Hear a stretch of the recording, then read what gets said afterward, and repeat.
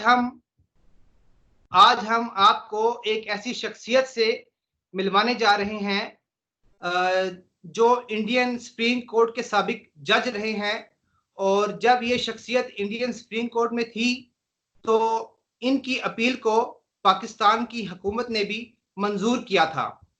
आज हम जस्टिस काजू से ये पूछेंगे कि आप बताइए कि जब आपने सुप्रीम कोर्ट में एक अपील में जब शायरी लिखी, शायरी आपने जब वहाँ पे कोर्ट की, तो उन जो शायर थे उनका नाम क्या था और वो शायर किस मुल्क के रहने वाले थे? और उस फैसले को आपने जब अपनी अपील का हिस्सा बनाया तो पाकिस्तान की हुकूमत ने उस फैसले को किस तरह से मंजूर किया? देखिए, क्या हुआ कि मैं जब सुप्रीम कोर्ट में जज था तो एक मेरे सामने मुकदमा आया। एक थे गोपाल दास, वो करीब 26-27 साल से पाकिस्तान की जेल में कैद थे। उन पे इल्ज़ाम ये था कि वो हिंदुस्तानी थे और वो बॉर्डर पार करके पाकिस्तान में चले गए जासूसी करने, ये उन पे इल्ज़ाम था। और एक मिलिट्री कोर्ट ने उनको लाइफ सेंटेंस की सज़ा दी जासूसी के इल्ज़ाम पे। तो वो इतने साल से जेल में थे, 26-27 साल से। उनके किसी भाई या दूसरे रिश्तेदार ने मेरी बेंच के सामने पिटीशन करी। मैं सीनियर जज था और उसमें उन्होंने ये मांग की कि रिहा किया जाए गोपाल दास को।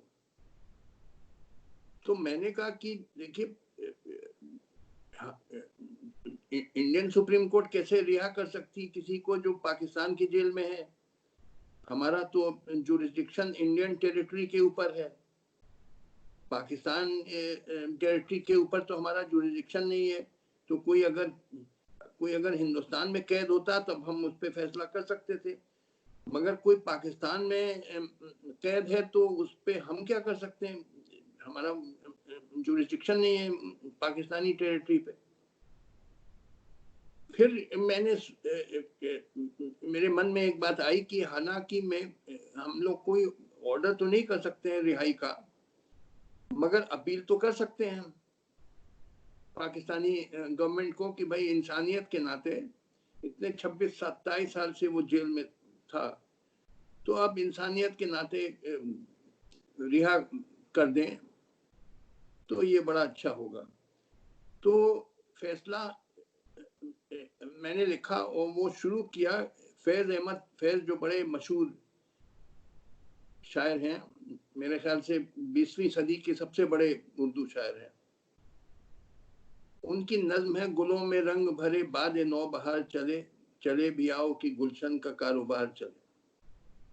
उस नज्म का दूसरा शेर है जिसको मैंने कोट किया अपने फैसले में। कफस उदास है यारों सबा से कुछ तो कहो, कहीं तो बहरे खुदा आज जिक्र यार चले। कफस मतलब पिंजड़ा, तो वो भी पिंजड़े में जेल को पिंजड़ा ही समझिए। तो ये इससे शुरू किया मैंने फैसला, और फिर उसमें जो शेक्सपियर की मर्चेंट ऑफ वेनिस के प्ले में पोर्शिया की स्पीच है कि मर्सी देनी चाहिए, माफ करना चाहिए, ये सब कोट करके फैसला लिखा। और फिर इंडियन उस टाइम पे थे सॉलिसिटर जनरल गोपाल सुब्रमण्यम, उनसे मैंने कहा कि इसको फौरन आप पाकिस्तान हाई कमिश्नर, उस जमाने में थे शाहिद मलिक साहब, Pakistan high commissioner to India, और मैंने सॉलिसिटर जनरल से कहा फौरन ये फैसले की नकल पहुंचा दीजिए पाकिस्तान हाई कमिश्नर को।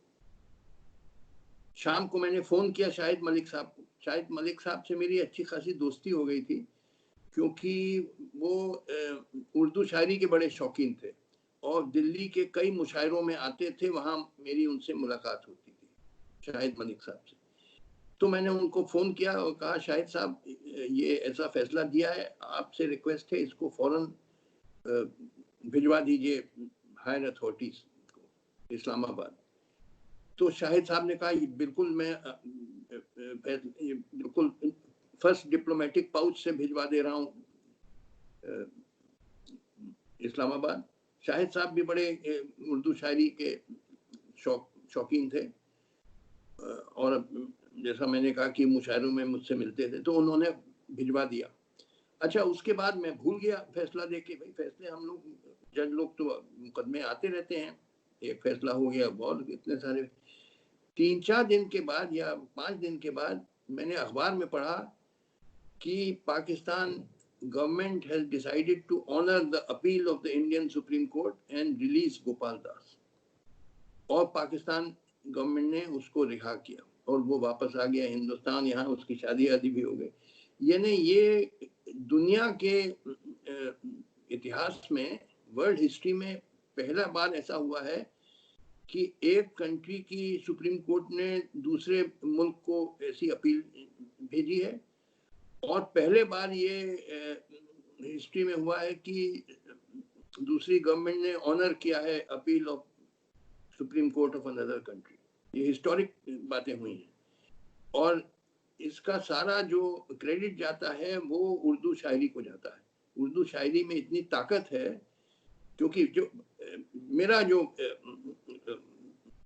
मुझे बात जो समझ आती है कि ये जब फैसला पढ़ा, आपके उस टाइम शायद प्रेसिडेंट थे पाकिस्तान के आसिफ जरदारी साहब थे और प्राइम मिनिस्टर कौन थे मुझे याद नहीं आ रहा है। गिलानी साहब तो थे, यूसुफ रजा इफ्तिकार जिलानी थे या कौन थे, मुझे ठीक से याद नहीं आ रहा। यूसुफ रजा गिलानी साहब थे। मुझे लगता उन्होंने पढ़ा होगा और इतना इसका असर उन पे हुआ होगा कि एक अपील आ रही है और बड़े शायराने तरीके से, बड़े सोफिस्टिकेटेड तरीके से आ रही है, तो they honoured the appeal of the Indian Supreme Court और उसको रिहा किया गया। वो वापस हिंदुस्तान आ। ये मैंने एक बात बताई कि उर्दू शायरी में कितनी ताकत है। मैंने दुनिया भर की शायरी पढ़ी मगर उर्दू शायरी जैसी शायरी मैंने नहीं पढ़ी। जो दिल की आवाज है वो जितनी ताकत से निकलती है और जिस अंदाज बयान से निकलती है उर्दू शायरी में, दुनिया भर की शायरी में मुझे कहीं नहीं मिली। ठीक है। अच्छा, जिस तरह आप बता रहे हैं कि दुनिया की तारीख में ये पहला वाकया है कि एक मुल्क की सुप्रीम कोर्ट ने दूसरे मुल्क की सुप्रीम कोर्ट को अपील की और फिर उस अपील को ऑनर भी दी गई, और ये वाकया किसी यूरोपियन कंट्री में नहीं बल्कि पाकिस्तान और हिंदुस्तान के दरमियान पेश आया। तो आप फिर एक ऐसी शख्सियत हैं जिनके फैसले को पाकिस्तान ने ऑनर दी थी। नाजरीन, जिस तरह के जस्टिस कारजू हमारे साथ हैं और ये वो इंडियन सुप्रीम कोर्ट के फॉर्मर जज हैं, ये वो शख्सियत हैं जिनके फैसले को पहली बार, तारीख में पहली बार पाकिस्तान ने ऑनर दी और इनकी एक अपील को मंजूर किया और यहां से 27 साल पाकिस्तानी जेल में कैद रहे इंडियन की वापसी हुई। अब हम आप हमारे साथ हैं जस्टिस कारजू जी। हम आपसे एक सवाल ये करेंगे कि आप बताइए कि जिस तरह से फैज अहमद फैज की शायरी आप पढ़ते हैं, आपकी कभी फैज अहमद फैज से मुलाकात भी हुई थी? हाँ, मैं बताना चाहूंगा 2-3 चीजें। एक तो मेरी मुलाकात हुई फैज अहमद फैज साहब से 1981 में। 1981 में वो आए थे। मेरा जो होम टाउन है इलाहाबाद, वहाँ उनको एक बड़ा भारी फंक्शन हुआ था इलाहाबाद यूनिवर्सिटी लॉन्स में। आज तक मुझे याद, यानी करीब 40 साल हो रहे होंगे। 1981 का वाकया है। वो आए थे और उनके ऑनर में इलाहाबाद यूनिवर्सिटी ने बहुत बड़ा एक महफिल इकट्ठा की थी। उसमें और भी जैसे फिराक साहब थे, फिराक गोरखपुरी भी बहुत बड़े उर्दू के शायर, और महादेवी वर्मा हिंदी की शायरा, तमाम शायर वायर आए थे। तो वहाँ मेरी उनसे मतलब पर्सनल तो नहीं मगर मैं देखने गया था। मैं उस टाइम वकील था इलाहाबाद हाई कोर्ट में और बहुत बड़ा जलसा हुआ था उनके ऑनर में। और और उन्होंने अपनी शायरी भी सुनाई, बताया कि पहले प्रोग्रेसिव राइटर्स एसोसिएशन में थे 1930 वगैरह में, जो तरक्की पसंद ऑर्गेनाइजेशन था, तो वहां उनसे मेरी मुलाकात हुई। और फिराक साहब के मैंने एक शेर कोट किया, आप सुनिए, ये भी बड़ा आपको बड़ा अच्छा लगेगा। एक मैंने फैसला शुरू किया सुप्रीम कोर्ट का, जब जज था, उसमें फिराक साहब का शेर लिखा, बने हैं अहले हवस मुद्दई भी मुनसिफ भी, किसे वकील करें किससे मुंसफी चाहे। और ये फैसला मैंने लिखा जब वो कोई शायद फेक एनकाउंटर पुलिस ने किया था या कुछ इस तरह का, बहुत बड़ी ज्यादती हुई थी, तो ये शेर मैंने लिखा। और मुझे बाद में मालूम हुआ, एक मेरे दोस्त गए थे पाकिस्तान, बोले साहब ये आपके फैसले की कॉपीज बिल्कुल डिस्ट्रीब्यूट हो रही हैं, लाइक बहुत पॉपुलर हो गई हैं, ये फैसला आपका लाइक हॉट कोल ये पाकिस्तान में डिस्ट्रीब्यूट हो रहा है। और मैं एक और किस्सा बताऊं, ये भी बहुत मजेदार किस्सा है। मैं जवान वकील था, ये बात है करीब 1972 या 73 की, यानी ऑलमोस्ट 50 इयर्स हो रहे हैं। मैं नया वकील था इलाहाबाद हाई कोर्ट में। मेरी सन 46 की पैदाइश है, तो सन 72 या 73 में मैं 26-27 साल का था।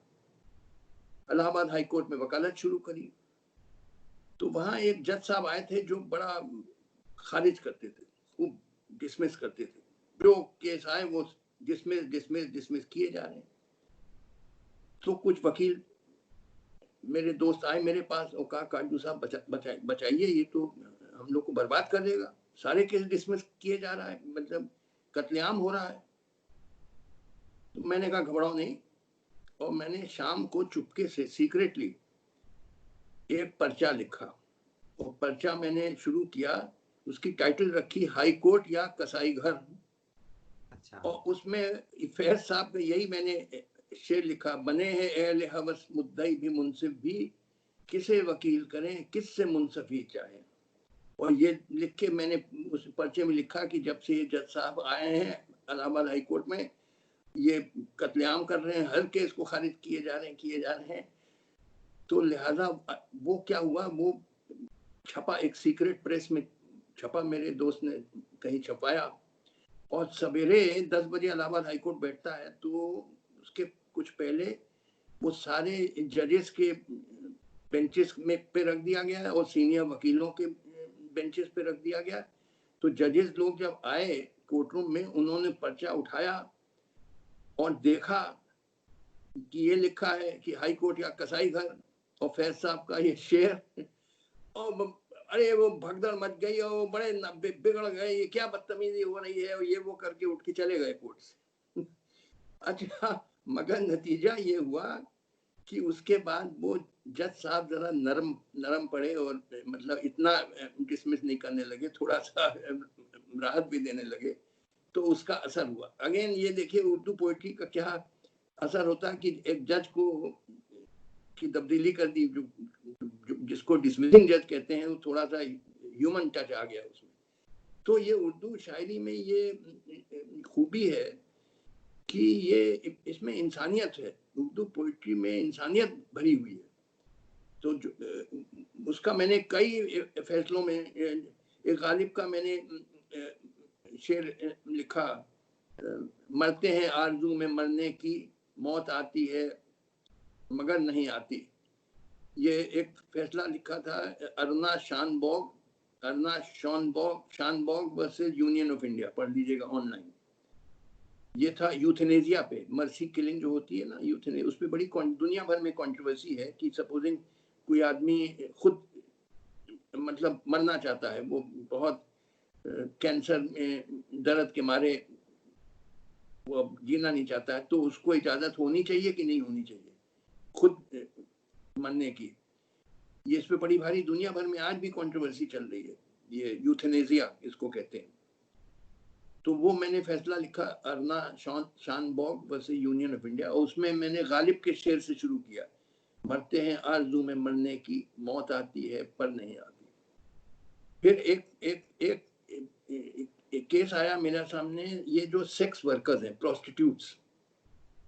देखिए ये जो लड़कियां होती हैं बेचारी, गरीबी की वजह से ये पेशा शुरू करती है, कोई इसमें मजा नहीं आता है इनको, मगर इतनी बेचारी गुर्बत के मारे इनको अपना जिस्म बेचना पड़ता है रोटी कमाने के लिए। तो वो केस आया मेरे सामने, तो जो आई अपील, तो मैंने उसमें शुरू किया गालिब के शेर से, पिनाह था दाम सख्त करीब आशियान के, उड़ने न पाए थे कि गिरफ्तार हम हुए। पिन्हा क्या मतलब होता है? आप तो बड़े भारी उर्दू अपने को पिन्हा मतलब छुपा हुआ। पिन्हा था दाम सख्त, दाम मतलब जाल, ठीक है, सख्त जाल, छुपा हुआ था दाम सख्त, पिन्हा था दाम सख्त करीब आशियान के, वो चिड़िया के घोंसले के सामने एक जो वो बहेलिया होता है जो भी जो पकड़ता है चिड़ियों को, उसने अपना पिंजड़ा लगा लिया था। उड़ने न पाए थे कि गिरफ्तार हम हुए, यानी वो जो चूजा था उसके नए नए पंख निकले थे, पहला फर्स्ट फ्लाइट जो उसने लिया वो पकड़ गया जाल में। तो कहने का मतलब ये जो जवान लड़कियां हैं 14-15 साल की बेचारी, और जिनको एक अच्छी जिंदगी मिलनी चाहिए, मगर वो गुर्बत की वजह से इस पेशे में फंस जाती हैं और उनकी जिंदगी बर्बाद हो जाती है। तो ये गालिब का शेर मैंने कोट किया अपने फैसले में, ये भी पढ़ लीजिएगा। उसका नाम है केस का Buddhadeb Karmaskar versus state of West Bengal. ठीक हो गया, Buddhadeb Karmaskar versus state of West Bengal. उसमें कई ऑर्डर हैं, एक ऑर्डर में ये भी है। यहाँ पे मैं बात करूंगा जस्टिस जी कि जिस तरह से आपने, चाहे इंसानी कैद के में शिकार लोग हों, इंसानी जो जेल में होते हैं, या प्रोस्टिट्यूट की आपने जो बात की है, जो जिस्म फरोश जो करती मजबूरी के साथ करती हैं, तो ये यहाँ पे आप जबर की बात कर रहे हैं। तो जब जबर होता है तो आपका मतलब ये कहने का है कि जो उर्दू है इस जबर के खिलाफ लड़ने की ताकत रखती है, और उर्दू शायरी की वजह से हम जबर पर और जुल्म पर कंट्रोल पा सकते हैं। मेरा ख्याल से आपने जब ये फैसले अपने लिखे तो आपका यही मकसद होगा कि उर्दू में जब मैं ये लिख रहा हूं तो इसमें ताकत है, उर्दू में ताकत है, उर्दू जुबान में ताकत है, और ये असर रखेगी। देखिए उर्दू पोएट्री की जो कैफियत है, the very nature of Urdu poetry is that it is a poetry of protest. ये नाइंसाफी के खिलाफ आवाज इसमें उठती है, ये जो आम आदमी की परेशानियां और दिक्कतें हैं उसके खिलाफ इसमें आवाज उठती है। ये उर्दू पोइट्री का नेचर है कि ये नाइंसाफी के खिलाफ आवाज उठाता है। ठीक, आप जैसे फैज की आप शायरी पढ़िए, वो हम देखेंगे, आपने सुनी, बड़ी मशहूर थी जब वो आपके यहाँ जब जनरल जियाउल हक साहब ने बिल्कुल